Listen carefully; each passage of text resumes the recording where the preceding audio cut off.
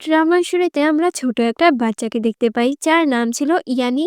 ও একটা বক্সের ভিতর থেকে বের হয়, তখন একটা সিস্টেম ওকে বলছিল, তোমার বাবাই রুমের ভিতরে আছে, উনি তো অনেক রিস্ক, তাই তোমাকে অনেক চকলেট আর ক্যান্ডি দিতে পারবে। এজন্য তোমাকে তার সাথে ভালো ব্যবহার করতে হবে। এগুলো শুনে ও বলে ঠিক আছে।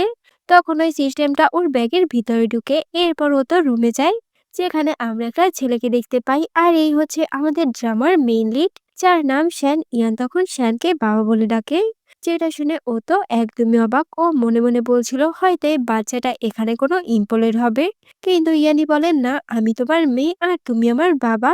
ঠিক আছে, তোমার যদি বিশ্বাস না হয় তাহলে ডিএনএ টেস্ট করে দেখতে পারো। এরপর ও একটা চলছিল শ্যানকে দেয়। এটা দেখে শ্যান ওর অ্যাসিস্ট্যান্টকে ডাকে, তো কিছুক্ষণ পর ওখানে ওর অ্যাসিস্ট্যান্ট আসে, কিন্তু ও ইয়ানিকে দেখে একদমই অবাক হয়ে যায়। ও বলছিল কি কিউট বাচ্চা, যদি আমি এর বাবা বা ভাই হতাম তাহলে কতই না ভালো হতো। কিন্তু যখন ও শ্যানের দিকে তাকায়, তাড়াতাড়ি ওর কাছে আসে। শাহ বলছিল তুমি তাড়াতাড়ি এর ব্যাকগ্রাউন্ড হিস্টোরি চেক করো, সাথে ও চুলটাও দেয় ওর ডিএনএ রিপোর্ট চেক করানোর জন্য। এইদিকে ওই সিস্টেমটা মানে মানকি ব্যাগটা ওর প্রশংসা করছিল, যে তুমি তো খুবই স্মার্ট। ও বলে যদি আমি ওনার মেয়ে হই তাহলে কি উনি আমাকে চকলেট দিবে। সিস্টেমটা বলে শুধু চকলেট না, তুমি যা যা চাইবে তোমার বাবার কাছে সবকিছুই দিবে তোমাকে। তো কিছুক্ষণ পর দেখি অ্যাসিস্ট্যান্ট ডিএনএ রিপোর্ট নিয়ে ওখানে আসে। শান যখন রিপোর্ট দেখে ও তো একদমই অবাক, কারণ ইয়ানি ওরই মেয়ে, কিন্তু ওর তো বিশ্বাসই হচ্ছে না। অ্যাসিস্ট্যান্ট বলে এই বাচ্চাটা একটা বক্সের মধ্যে করে এখানে এসেছে, যেটা একটা ডেলিভারি বক্স ছিল, কিন্তু আমরা ওই কোম্পানির ব্যাপারে এখন পর্যন্ত কোনো ইনফরমেশন পাইনি। এদিকে ওদের এসব কথা শুনে সিস্টেমটা বলছিল এত সহজে তোমরা আমাদের ব্যাপারে জানতে পারবে না, আমাদের টেকনোলজি তোমাদের থেকেও অনেক উপরে। শ্যান তখন ইয়ানির ব্যাকগ্রাউন্ড ইনফরমেশন জিজ্ঞাসা করে, এইটা শুনে অ্যাসিস্ট্যান্ট বলে আমরা ওই বিষয়ে কিছুই জানতে পারিনি, কারণ সবকিছুই গায়েব, আর ওর কোনো ইনফরমেশন কোথাও পাইনি। এগুলো শুনে ওর তো একটা সন্দেহ হয়, কিন্তু ও যখন ইয়ানির দিকে ফিরে ও বলছিল যেহেতু এ আমার মেয়ে, তাই এর ব্যাকগ্রাউন্ড জানার কোনো দরকার নেই, ও এখন থেকে আমার কাছেই থাকবে।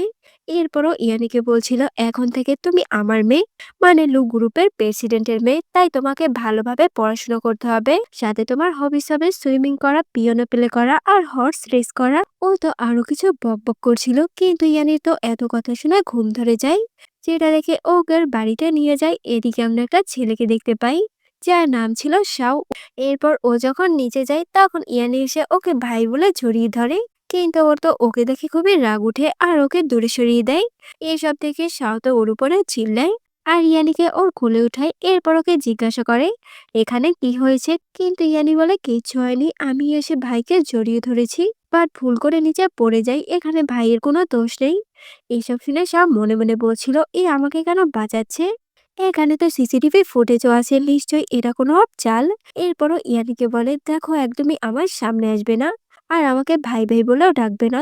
তুমি আমার বাবাকে বোকা বানাতে পেরেছো, কিন্তু আমাকে পারবে না।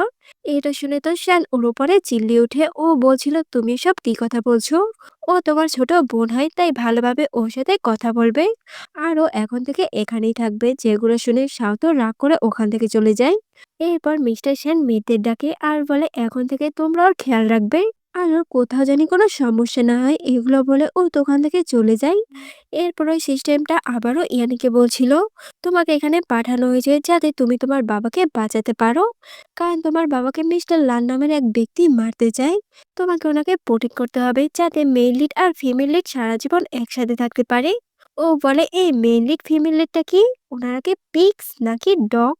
এগুলো শুনে সিস্টেমের তো মাথা খারাপ হয়ে যায়, যে আমাকে কেন এই বাচ্চার হোস্ট হিসাবে পাঠানো হয়েছে, মনে হচ্ছে টাস্ক কমপ্লিট হওয়ার আগে আমি শেষ হয়ে যাব। এইদিকে আমরা মিস্টার শ্যানকে দেখি, ও শাওয়ের কাছে যাই। ও বলছিল তুমি নিচে বসে ওগুলো কেন করেছো, দেখো ও তোমার বোন হয়, তাই তোমাকে এখন থেকে ওর সাথেই থাকতে হবে। শাও এসব শুনে মনে মনে বলছিল আমি ওর সাথে থাকবো জীবনেও না, ওকে তো আমার আশেপাশেও আসতে দিব না। তখন শ্যান বলে ইয়ানির সাথে ভালো ব্যবহার করবে, কারণ ফিউচারে আমার সবকিছু তোমার আর তোমার বোনের হবে, তোমাকে তো ওকে প্রোটেক্ট করা শিখতে হবে। সব এসব শুনে বলে আপনার কথা বলা হয়ে গেছে, তাহলে আমি রুমে যেতে পারি। আর ওখান থেকে চলে যাচ্ছিল, এটা দেখে শ্যানের তো খুবই রাগ ওঠে, কারণ ও শাওকে বোঝাতেই পারছিল না। তখন শাও বলে আমার আপনার কোনো সম্পত্তির দরকার নেই, এখন তো আপনার মেয়ে আছে, তাই আপনি ওকেই সবকিছু লিখে দিয়েন। যেটা শুনে ও তো রেগে শাওকে বলে ঠিক আছে আজকে তুমি স্টল রুমে থাকবে। ও বলে ঠিক আছে, আরও ওখান থেকে স্টল রুমে চলে যায়। তো কিছুক্ষণ পর ওখানে ইয়ানি আসে। ও দেখে ওর ভাই তো ঘুমাচ্ছে। যেটা দেখে ও ২ টা মেডিসিন বের করে আর বলে, "আমাকে এগুলো ভাইকে খাওয়াতে হবে। তাহলেই ও উঠে যাবে।" কিন্তু সিস্টেম ওকে আটকায় আর বলে, "এগুলো খাওয়ালে তোমার ভাই আরো অসুস্থ হয়ে যাবে। ও এমনিতেই উঠে যাবে এখন।" তো কিছু সময় পর সাও ঘুম থেকে উঠে পড়ে। তখন ইয়ানি খুশিতে ওর কোলের উপরে শুয়ে পড়ে। যেটা দেখে শাও বলে, "তুমি এখানে কি করছো?" কিন্তু ও মনে মনে বলছিল, "এর সাথে এত ভালো ব্যবহার করা যাবে না। কারণ এর জন্যই আমাকে এখানে আসতে হয়েছে।" ও ইয়ানিকে বলছিল, "তাড়াতাড়ি আমার থেকে দূরে সরো।" কিন্তু ও তো যায় না। ও বলে, "তোমার তো জ্বর হয়েছে, আমার সাথে বাসায় চলো।" যেটা শুনে শাও বলে, "দেখো, আমার সামনে একদমই ইনোসেন্ট হওয়ার নাটক করবে না। তোমার জন্যই আমার এমন অবস্থা হয়েছে। আর আশেপাশে এখন কেউ নেই, তাই তোমাকে নাটকও করতে হবে না।" ইয়ানি বলে, "নাটক? এটা আবার কি নাটক? তুমি আমার সাথে এত রুডলি কেন ব্যবহার করো?" এরপরও রাগ করে ওখান থেকে চলে যাচ্ছিল। কিন্তু যখন ও বাহির দেখে, ও আবার ওর পাশে এসে বসে। ও বলছিল, "আমি তোমার থেকে কোথাও যাব না। আজ আমি তোমার সাথে এখানেই থাকবো।" শাহ বলে, "দেখো, মিথ্যা কথা বলা বন্ধ করো। আর সত্যি সত্যি বলো কি হয়েছে তোমার?" ও বলে, "বাইরে খুবই অন্ধকার। আমি এখন কিভাবে রুমে যাব? আর এত বড় বাসা, আমি তো আমার রুমটা কোন দিকে ওটাই ভুলে গেছি।" যেটা দেখে শাওকে বুঝিয়ে দেয় যে ওর রুমটা কোন দিকে। কিন্তু ইয়ানি বলে, "লেফট রাইট কি? আমি তো ওটাই বুঝি না, তাহলে যাব কিভাবে?" এটা শুনে ও বলছিল, "এত বড় একটা চশমা পরো, নিজেকে তো অনেক স্মার্ট দেখাও, আর তুমি লেফট রাইট বুঝো না?" ও বলে, "না, আমি বুঝি না। লেফট রাইট মানে কি চকলেট হয়?" এগুলো শুনে শাওকে নিজেই ওর রুমে নিয়ে যায় আর ওকে দিয়ে যখন ও ওখান থেকে চলে যাচ্ছিল, তখন ইয়ানি তাড়াতাড়ি গিয়ে দরজা বন্ধ করে দেয় আর বলে, "আমি চাই না তুমি স্টোর রুমে থাকো। তুমি আমার সাথে এখানেই থাকবে। এজন্যই আমি মিথ্যা বলে তোমাকে এখানে এনেছি।" কিন্তু ও তো তারপর ওখান থেকে চলে যাচ্ছিল। যেটা দেখে ও তো কান্না করে দেয়। তখন শাওকে থামায়। ইয়ানি বলে, "আমি কি কালকে তোমার সাথে দেখা করতে পারবো?" ও বলে, "হ্যাঁ।" এটা শুনে ওকে যেতে দেয়। তো সিন এখানেই কাটায় আর আমরা পরের দিন দেখি শান্ত ইয়ানের কাছে যাচ্ছিল, কিন্তু ও তো ওকে ইগনোর করে ওর ভাইয়ের কাছে যায় আর শাওকে জিজ্ঞাসা করে, "তোমার শরীর এখন কেমন আছে?" তখন শ্যান ওখানে আসে আর ইয়ানিকে বলে, "মনে হচ্ছে তুমি ভুলে গেছো যে আমি তোমার বাবা।" এটা শুনে ও তোর কাছে যায় আর বলে, "না বাবা, আমি ছোট হতে পারি, কিন্তু আমি ভুলিনি যে তুমি আমার বাবা।" ও বলে, "ঠিক আছে, তুমি তোমার ভাইয়ের সাথে ভালোভাবে থাকবে। আমি কোম্পানিতে যাচ্ছি।" এটা শুনে ও বলে, "তুমি ভালোভাবে কোম্পানিতে যাবে আর গাড়ি আস্তে আস্তে চালাবে।" কিন্তু ও ভুল করে ওর বাবাকে ডগ বলে ফেলে, কারণ ও সারাদিন শুধু ওর ভাইয়ের সাথে চিল্লাচিল্লি করে। এটা শুনে ও তো রেগে যায় আরো ইয়ানিকে পানিশমেন্ট দেয় যে তুমি সারাদিন হোমওয়ার্ক করবে। এটা শুনে ও তো শায়ের দিকে তাকায়, কারণ ওর মনে হচ্ছিল হয়তো ওকে হেল্প করবে। কিন্তু শাও তো ওর কোনো হেল্প করে না, যার কারণে ওর তো পড়তে বসতে হয়। এরপর শ্যান ওখান থেকে চলে যায়, কিন্তু ও তো পড়াশোনা বাদ দিয়ে সবকিছু করছিল। মানে এখানে বসে বসে ও শুধু ড্রয়িংই করে যাচ্ছিল আর পৃষ্ঠাই ছিলে যাচ্ছিল। এইদিকে শাওয়ের তো মনে হচ্ছিল ও হয়তো পড়ছে। তো রাতে দেখি শ্যান যখন বাসায় আসে, ও ইয়ানির টিচারকে জিজ্ঞাসা করে, "ও পড়াশোনা কেমন পারে?" টিচার বলে, "আপনার মেয়ে তো অনেক বুদ্ধিমান। ১ সপ্তাহের মধ্যেই অনেক কিছু শিখে গেছে।" যেটা শুনে ও তো অনেক খুশি হয়। ও বলছিল, "আমি জানতাম আমার মেয়ে আমার মতোই বুদ্ধিমান আর স্মার্ট হবে। দেখতে হবে না এর বাবাটাকে।" ও তো এত খুশি হয় যে টিচারকে ব্যাংক কার্ড পর্যন্ত দিয়ে দেয়। কিন্তু হঠাৎ ওর রেজাল্টটা দেখতে পায়, যেটা দেখে ও তো একদমই অবাক হয়, কারণ এখানে ওর সব সাবজেক্টে ডাবল জিরো ছিল। এটা দেখে ও টিচার স্যারের কাছে মাপ চায় আর ওই ব্যাংক কার্ডটাও ফেরত দেয়। যেটা দেখে ও তো খুবই রেগে যায়। ও বলছিল, "তোমরা বলতে চাও আমার মেয়ে স্টুপিড?" টিচার বলে, "না, আসলে আপনার মেয়ে খুবই চালাক আর ওকে পড়ানো আমাদের দ্বারা সম্ভব না।" এইগুলো বলে ওই টিচার গুলো তো তাড়াতাড়ি ওখান থেকে পালায়। এটা দেখে ও বলে, "ঠিক আছে, আমি আমার মেয়েকে পড়াবো।" কিন্তু ও যখন ওকে পড়াতে বসে, ও বুঝে যায় যে এরা কেন পালিয়েছে।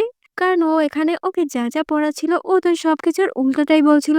যেটা শুনে ওর তো মাথা ব্যথা শুরু হয়। কিন্তু ও তো হার মানে না। ও বলছিল, "আমি একে পড়িয়ে ছাড়বো।" এরপরও সাবজেক্ট চেঞ্জ করে আর ওকে ম্যাথ শিখায়। ও ওকে জিজ্ঞাসা করে, "তুই আর ১ যোগ করলে কত হয়?" ও বলে ২১। যেটা শুনে ও বলে, "২১ কিভাবে হয়?" ইয়ানি তখন ওকে বুঝায় যে ২ এর পাশে ১ রাখলে তো ২১ই হয়।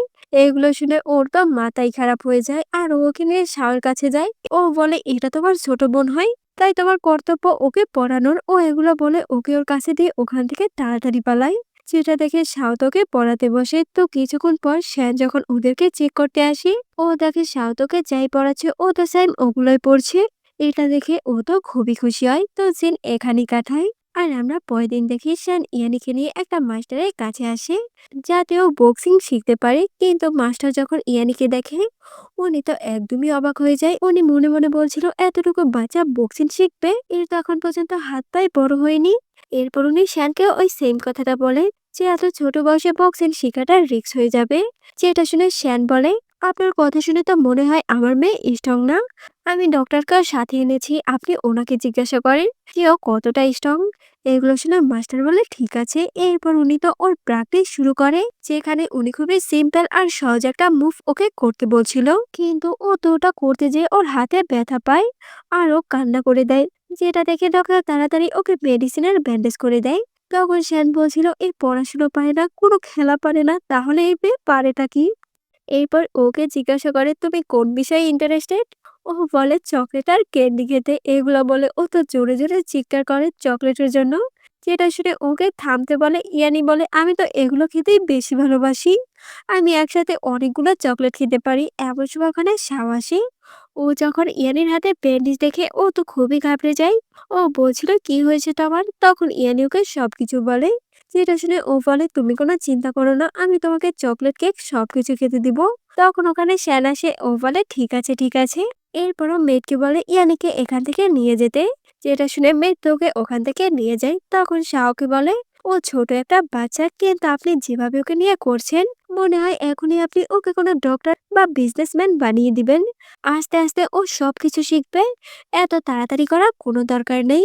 ওকে ওর মতোই চলতে দিন। এটা শুনে শ্যান বলে আমি তোমার বাবা হই না তুমি হও, আর আমি তোমাকেও এভাবেই বড় করেছি। ও বলে হ্যাঁ এজন্যই তো আমি বলছি। ও বলে হ্যাঁ এজন্যই তো বলছি আমার সাথে যা যা করেছো তা প্লিজ ওর সাথে করো না। আসলে শ্যান চাইছে যাতে ওর বাচ্চারা সব দিক দিয়ে পারফেক্ট হোক, কিন্তু শাও তো এগুলো মোটেও পছন্দ করে না, যার জন্য ওর বাবার সাথে এমন ভাবে কথা বলে। তখনই ওখানে ইয়ানি আসে। ও বলছিল বাবা ভাইয়ের তোমরা প্লিজ ঝগড়া করো না, তোমরা দুইজনেই তো বেস্ট। তো সিন এখানেই কাট হয়। এরপর আমরা শ্যানকে দেখি ও ওকে নিয়ে ডক্টরের কাছে আসে। ডক্টরটা এখানে ওর ফ্রেন্ড ছিল। ও ইয়ানিকে দেখে বলছিল তুমি ওকে আমাকে দিয়ে দাও, তোমার কাছে তো অলরেডি একটা ছেলে আছে। ও বলে না আমার মেয়ে আর ছেলে দুইজনই আমার সাথে থাকবে। এরপর ডক্টর তো ওর চেক আপ শুরু করে দেয়। আর এখানে ওকে একটা টেস্ট দিচ্ছিল, কিন্তু ও তো এটা করতে চায় না। আসলে শ্যান তো এটার মাধ্যমে জানতে চায় যে ও পড়াশোনা কেন করতে চায় না। ইয়ানি তখন বলে আমি বোকা না, আমি তো অনেক বুদ্ধিমান, তাই আমি এই টেস্ট করাবো না। ও বলে হ্যাঁ আমি জানি তুমি অনেক বুদ্ধিমান। এরপর ওকে চকলেট দিয়ে কিছু কোশ্চেন জিজ্ঞাসা করে। তখন ওখানে শাও আসে আর ও শ্যান আর ইয়ানিকে অন্য একটা সাইডে সরিয়ে দেয়। এরপর ওই ডক্টরের কাছে বসে আর বলে ইয়ানি পড়াশোনা সবকিছুই পারে আর ওর কোনো সমস্যা নেই, কিন্তু আমার মনে হয় আমার বাবার অনেক সমস্যা আছে, কারণ উনি এখনই এই বয়সে অনেক বড় বড় বই পড়তে দেয়, তারপরও বক্সিংও শিখাতে যাচ্ছে। আপনি বলেন মাথায় সমস্যাটা কার? তাই ওর চেক আপ না করে ওনার চেক আপ করান। তখন শ্যান ওখানে আসে আর বলে বলো কি কি করতে হবে। যেটা শুনে ডক্টর বলে দিনে 3 বেলা খেতে হবে, বেশি চিন্তা করা যাবে না, আর একটু বাইরে হাঁটাচলা করা লাগবে, আর কিছু মেডিসিন লিখে দিচ্ছি ওগুলো সময় মতো খেলেই হবে। এটা শুনে ও বলে দেখছো ডক্টর কি কি বলেছে, ওগুলো সময় মতো করবে। কিন্তু ডক্টর বলে আমি ওদেরকে না তোকে বলছি, কারণ আসল সমস্যাটা ওদের কারণ তোর। এটা শুনে ওরা সবাই তো হাসে। যেটা দেখে ও প্রেসক্রিপশনটা ওর ফ্রেন্ডের মুখে মেরে ওখান থেকে চলে যায়। তো সিন এখানে কাট হয়। এরপর আমরা ইয়ানিকে দেখি ও তো পড়াশোনা করার ট্রাই করছিল, কিন্তু ও যাই পরে সবই তো ভুলে যায়, ওর মাথায় তো কিছুই ঢোকে না। যেটা দেখে ও তো কান্না শুরু করে দেয়। তখন ওখানে শাও আসে আর বলে কি হয়েছে তোমার, তুমি কান্না কেন করছো? ও বলে আমার কিছুই মনে পড়ে না, আমি যাই পড়ি সবই ভুলে যাই। যেটা শুনে ওকে বলে এতে কান্নার কি আছে, তুমি পড়তে পড়তে দেখবে একসময় সবই পারবে। এরপর ও তোকে পড়াতে থাকে, কিন্তু তখনই ওখানে একটা মেয়েট ওর জন্য ফল কেটে নিয়ে আসে। যেটা দেখে ও দুটা উঠাতে যাচ্ছিল, কিন্তু মেয়েটাকে আটকায়, কারণ এটা ওর হাত থেকে পড়ে যেতে পারে। তখন ওকে সিস্টেমটা বলে যে এই মেয়েটা কিভাবে ওকে সামনের দিনে প্রোটেক্ট করবে। মেয়েটা তোকে অনেক ভালোবাসে। যেটা শুনে ও তো খুশি হয়ে মেয়েটাকে অনেক টেডি বিয়ার গিফট দেয় আর বলে তুমি খুবই ভালো। যেটা দেখে মেয়েটাও তো অনেক খুশি হয়। এরপর ও তো আবারও পড়তে শুরু করে, কিন্তু কিছুক্ষণ পরে ওর মাথা ধরে যায়। ও শাওকে বলে প্লিজ এখন আমরা একটু খেলা করি। ও বলে ঠিক আছে তুমি খেলো। ইয়ানি বলে শুধু আমি না, তোমাকেও আমার সাথে খেলতে হবে। যেটা শুনে ওর তো না চাইতেও ওর সাথে খেলতে হয়। তো কিছুক্ষণ পর শ্যান বাসায় আসে। যাকে দেখে ইয়ানিকা তাড়াতাড়ি ওর কাছে যায় আর ওকে জড়িয়ে ধরে। তো সিন এখানেই কাটায়। এরপর দেখি শ্যানের সাথে দেখা করতে ওর আন্টি আসে, যাকে দেখে ও তো মোটেও খুশি হয় না। ও বলছিল, আপনি এখানে কি জন্য এসেছেন? এটা শুনে ওর আন্টি বলে, কেউ তাদের মেহমানদের সাথে এমন ভাবে ব্যবহার করে, তোমার ভয় হচ্ছিল যদি এই কথা তোমার মা জানতে পারে তাহলে কি হবে? ও বলে, আপনি বোধহয় ভুলে গেছেন যে আমার মা আরো 10 বছর আগে মারা গেছে। এইটা শুনে আন্টি তো কথাই বন্ধ হয়ে যায়। এরপরও উনি ওকে বলে, কালকে তোমার আঙ্কেল একটা বার্থডে পার্টি রেখেছে তোমার বাবার জন্য। যেহেতু তুমি আমাদের ফ্যামিলির মেম্বার, তাই তোমাকেও ইনভাইট করতে আসলাম। এটা শুনে শান্ত মেয়েদের ডাকে আর বলে, ওনাকে বাইর হওয়ার দরজাটা দেখিয়ে দাও। এটা শুনে আন্টি তো খুবই রেগে যায়। উনি বলছিল, আমি তোমার সাথে এত ভালোভাবে কথা বলছি আর তুমি আমাকে এভাবে ট্রিট করছো? সত্যি লোক যা বলে তুমি অমনি, কোনো ম্যানার্স নেই তোমার মধ্যে। আবার নাকি তুমি একটা বাচ্চা অ্যাডপ্ট করেছো। আগেও তো একটা করেছিলে, যে নিজেই ভালোভাবে বড়দের সাথে কথা বলতে পারে না, সে নাকি আবার বাচ্চা পালে। এইখানে তো উনি ওকে অনেক অপমান করে, যেটা শুনে ওর তো খুবই খারাপ লাগে। কারণ ইয়ানির সামনে উনি ওকে অপমান করছে। ওর তো মনে হচ্ছিল হয়তো ওকে খারাপ বাবা ভাবছে, কিন্তু এখানে তো উল্টাটাই হয়। ইয়ানি তো এসে এই আন্টিকে অপমান শুরু করে দেয়। ও বলছিল, আমার বাবা আমাদের খুব ভালোভাবেই বড় করছে। এরপরও তো শ্যানের অনেক প্রশংসা করে, যেটা শুনে ও তো অনেক খুশি হয়। তখনও গার্ডদের ইশারা করে ওনাকে ওখান থেকে বের করে দিতে, যেটা শুনে এরা তো আন্টিকে ওখান থেকে বের করে দেয়। তো পরের দিন দেখি ওরা তো সবাই পার্টির জন্য রেডি হচ্ছিল। শাওত এখানে ইয়ানের চুল বেঁধে দিচ্ছিল আর বলছিল, আজকে আমাদের গ্র্যান্ডপার বার্থডে, তাই ওখানে বসে তুমি কোনো দুষ্টুমি করবে না, সব সময় আমার সাথে থাকবে। আর কেউ যদি তোমাকে কিছু বলে তুমি সোজা আমাকে এসে বলবে। যেটা শুনে ও বলে, ঠিক আছে, তুমি যা যা বলেছো আমি ওটাই করব। তখন ওখানে শ্যান আসে, ওর চুল বেঁধে দেখে বলে, এই হেয়ার স্টাইলটা ভালো লাগছে না। এরপর ও তো আবার ওর চুল খুলে বেঁধে দিচ্ছিল, কিন্তু ও তো পারছিলই না। এমনকি ও ভিডিও দেখে করার ট্রাই করছিল, কিন্তু তাও পারছিল না। যেটা দেখে শ্যান বলে, আপনি যা শুরু করেছেন তাতে এখানেই সকাল হয়ে যাবে, আর আমাদের বার্থডে পার্টিতে যাওয়া লাগবে না। এরপরও আবারও আর চুল বেঁধে দেয়। তো সিন এখানে কাট হয়। এরপর আমরা ওই পার্টি দেখি, যেখানে আন্টি গ্র্যান্ডপাকে দেখে বলছিল যে কালকে কিভাবে শ্যান ওনাদের সাথে খারাপ ব্যবহার করেছে। আমার তো মনে হয় ও এখানে আসবে না, কিন্তু গ্র্যান্ডপার বিশেষ ছিল যে শ্যান আসবে। তো কিছুক্ষণ পর ওখানে শ্যান আর ওরা আসে, তখন ওর বাবাকে বার্থডে উইশ করে। আর সাথে সাথে ও ইয়ানিকে ওনার গিফট হিসেবে দেয়। যেটা দেখে গ্র্যান্ডপা বলে, তুমি এতদিন আমার গ্র্যান্ড ডটারের সাথে আমার দেখা করাওনি কেন? এটা তুমি অনেক বড় অন্যায় করেছো। এরপর উনি ওকে নিতে চাচ্ছিল, কিন্তু ওকে দেয় না। যেটা দেখে গ্র্যান্ডপা বলে, তুমি তো ওকে আমার জন্য বার্থডে গিফট হিসেবে এনেছো। ও বলে, হ্যাঁ, কিন্তু ওকে ধরা যাবে না, শুধু দূর থেকেই দেখতে পারবে। বাট তারপরে তো উনি ওকে আর কোলে নেয়। যেটা দেখে আন্টি তো এবার ইয়ানিকে নিয়েও বাজে বাজে কথা বলা শুরু করে দেয়। এটা শুনে জ্ঞানপা তো খুবই রেগে যায় আর উনি আন্টিকে চুপ করতে বলে। উনি বলছিল, ও ছোট একটা বাচ্চা, আর তোমাদের লজ্জা করে না ওকে নিয়ে এসব কথা বলতে? নেক্সট টাইম যদি এমন কথা আবার বলো, আমি তোমাদেরকে এখান থেকে বের করে দিব। এরপর উনি তো সবাইকে থ্যাঙ্কস বলে ওনার বার্থডে পার্টিতে আসার জন্য। দেন উনি ইয়ানিকে সবার সাথে পরিচয় করিয়ে দেয়। এরপর সাউথ ওনাকে বার্থডে উইশ করে আর গিফট দেয়। এজন্য তো উনি ইয়ানি আর ওকে গিফট দেয়, যেটা দেখে আন্টি তো খুবই জেলাস হয়।